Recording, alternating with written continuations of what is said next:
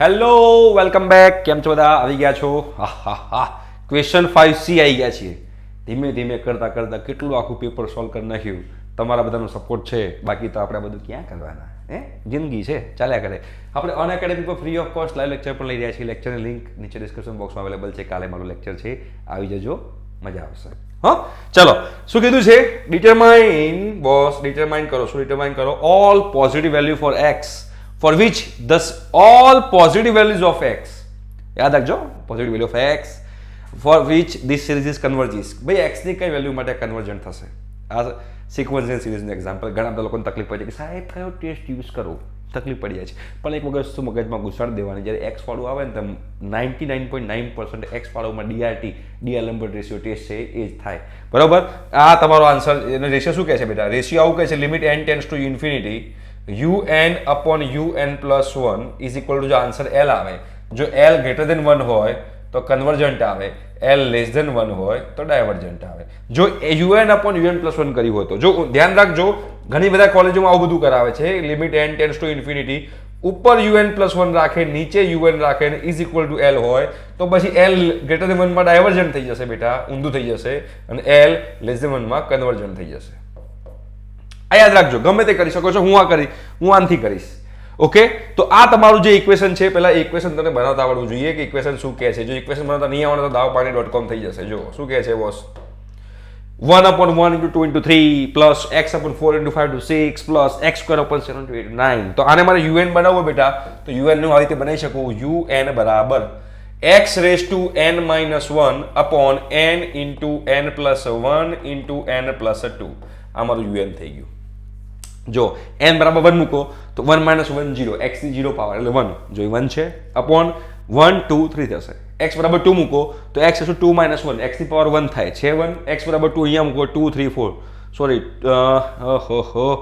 4 5 6, n બરાબર 2 મૂકવાનું છે ને. n બરાબર 2 મૂકો તો 2 પકડાઈ ગયા. અહીંયા આપણે પકડાઈ ગયા. 1 2 3 4 5 6 7 8 9 છે. તો વાંધો નહીં યાર, વાંધો નહીં, ટેન્શન ક્યાં લેવાની જરૂર છે? એ ક્યાં કરવાની જરૂરત છે? જો અહીંયા આગળ 1 2 3 છે, 4 5 6 છે અને 7 8 9 છે, તો તમારે આને એપી બનાવી દો. એપી, આ તમારી એપી થાય. જો 1 4 7 1 4 7, તો 1 4 7 છે, તો આપણે એને એપી બનાવી હોય, એપી ધ્યાનથી સમજજો, તો એનું nth ટર્મનું ઇક્વેશન શું થાય? બનાવી દેવાનું, ભૂલ ના થાય એના માટે. nth ટર્મનું ઇક્વેશન તમારું થશે a plus n minus 1 into d. હવે a plus n, એ તમારું 1 થશે, 1 પછી 4 છે એટલે, તો 1 plus n minus 1 d, difference કેટલો લેશો તમે? 3 નો, તો 3. તો શું આવશે? 1 plus n minus 3, તો n minus 2 થશે. બરાબર? n ઉભા રહેજો, 3n minus 3 થશે. મારી ભૂલ થાય છે, મારી માફ કરજો, મારી ભૂલ થાય છે અહીંયા આગળ. હા, શું થશે જોઈએ, ચેક કરીએ. 3n minus 3 પ્લસ 1 એટલે 3n minus 2 થશે. પહેલું ટર્મ જે છે 3n minus 2 છે. ઓકે, 3n minus 2 છે. બરાબર? ઓકે, હવે n બરાબર 1 મૂકો, 3 minus 2 1 થાય. 3n minus 3 કરીએ તો n બરાબર 1 મૂકો, ના થાય. હવે આમાં જો 2 5, બીજી એપી જો, બીજી એપી શું છે? 2 5 7, 2 5 7 છે, મતલબ કે ફર્સ્ટ ટર્મ મારે શું મૂકવાનું? ફર્સ્ટ ટર્મ મારું 2, બાકી બધું ઇન્વેજ રહેશે.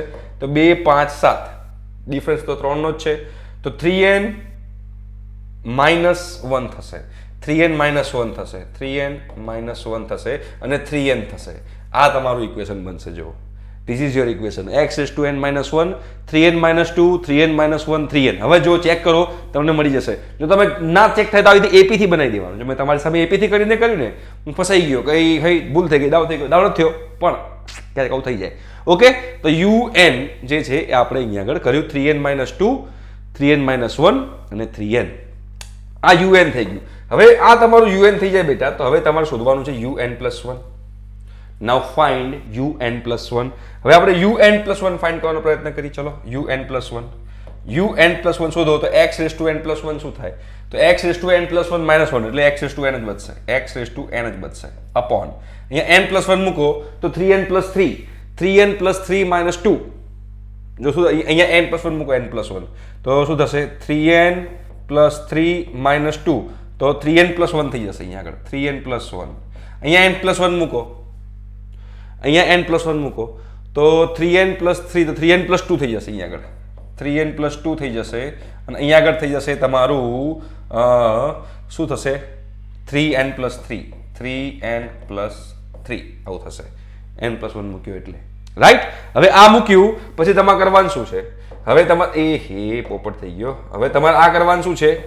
તમારે ફાઇન્ડ કરવાનું છે આ limit n tends to infinity. ચલો ચેક કરો limit n tends to infinity un શું છે બેટા?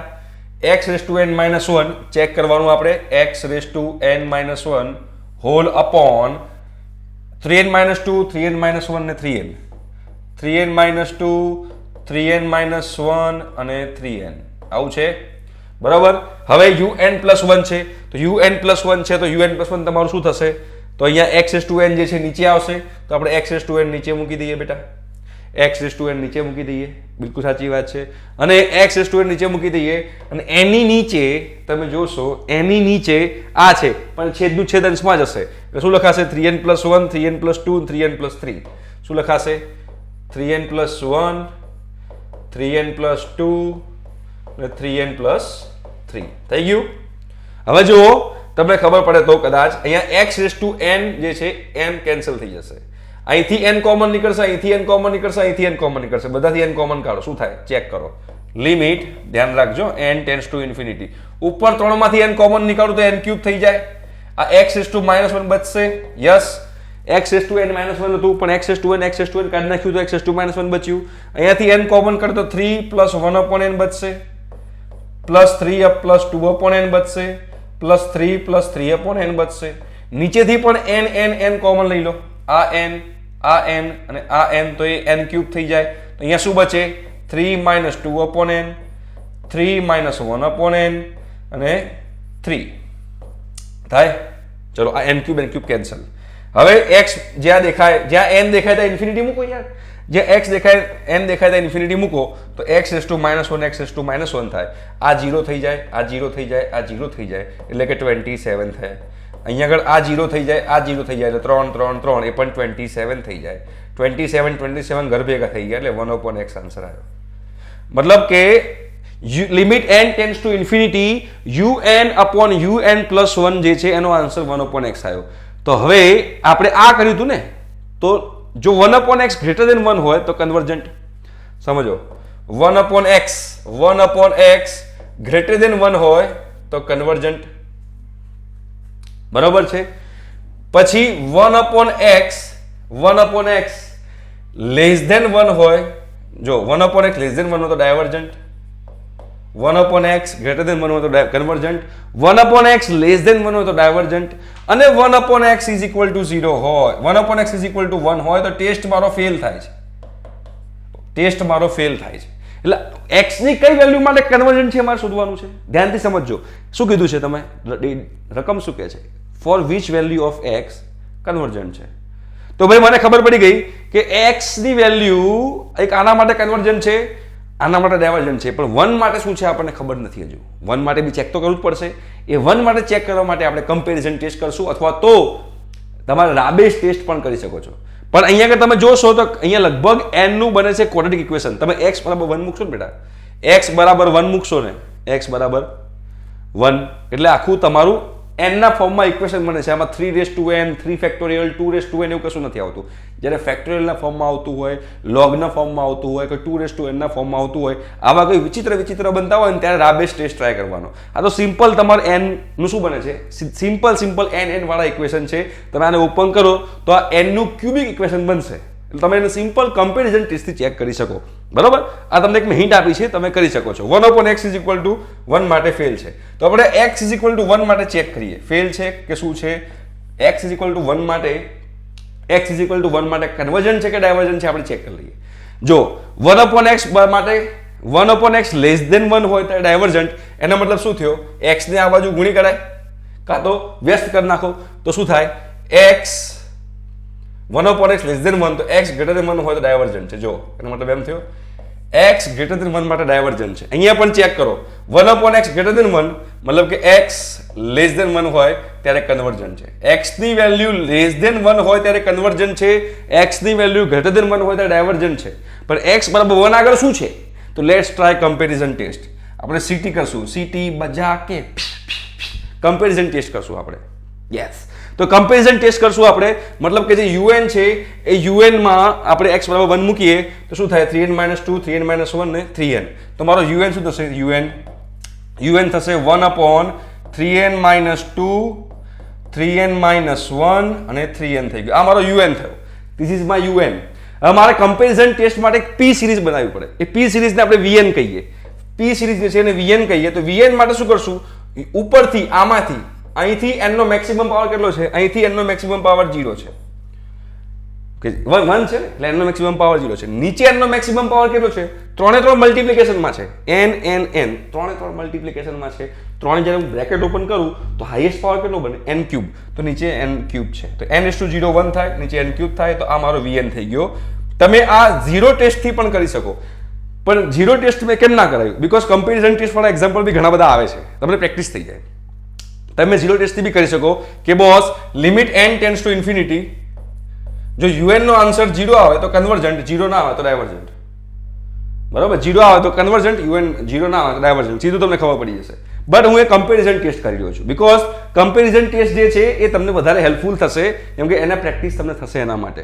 બરાબર, un થઈ ગયું. હવે limit n tends to infinity un/vn નો આન્સર ફાઇનાઇટ આવે છે કે નહીં ચેક કરો. Limit n tends to infinity un/vn નો આન્સર ફાઇનાઇટ આવે છે કે નહીં ચેક કરો. તો શું કરવાનું છે? Limit n tends to infinity. un શું હતું? 1/3n - 2 3n - 1 અને 3n હતું. ઇન્ટુ vn શું હતું? 1/n3. 1/n3 થાય vn, પણ એ ઉપર જતું રહે. 1/n3 જે છે એ n3 ઉપર જતું રહે. તો મારે શું લખવાનું? n3 ઉપર જાય તો n3 ને હું ઉપર લઈ લઉં, એટલે કે અહીંયા આગળ લખી નાખું n3. બરાબર.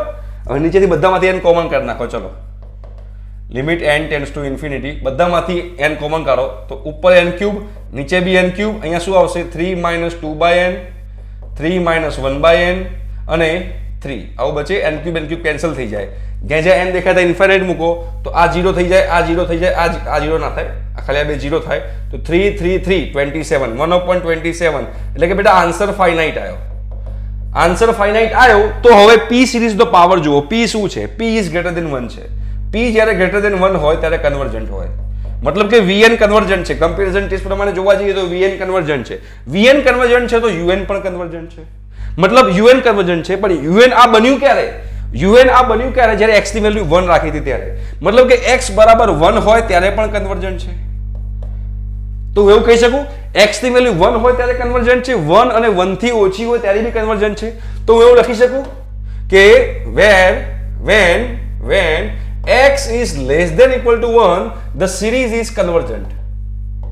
The series is convergent. હું લખી શકાય when x is less than equal to 1 series is convergent. but આપણને શું કીધું છે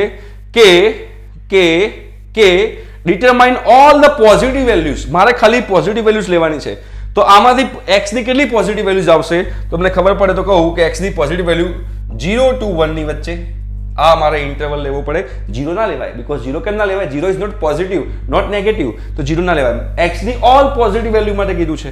તો 0 to 1 ની વચ્ચે 1 તમે લઈ શકો છો, કે 1 આગળ આપણે ચેક કર્યું કે 1 આગળ બી કન્વર્જન્ટ છે, તો આપણે 1 આમાં લઈ શકીએ છીએ. તો 0 થી 1 ની વચ્ચે જ્યારે x belongs to 0 to 1 ની વચ્ચે હોય then series is convergent. This is the answer. Right? તો આ આપણો આખો 7 માર્ક્સનો એક્ઝામ્પલ જે તમે લોકોને આપણે એમાં બે ટેસ્ટ યુઝ કરી શકીએ. એક તમારો પહેલો જ જે ડી-એલેમ્બર્ટ રેશિયો ટેસ્ટ, અને એને પછી આપણે કમ્પેરિઝન ટેસ્ટ કર્યો, એટલે ક્વેશ્ચન 5 આપણે કમ્પ્લીટ થયો.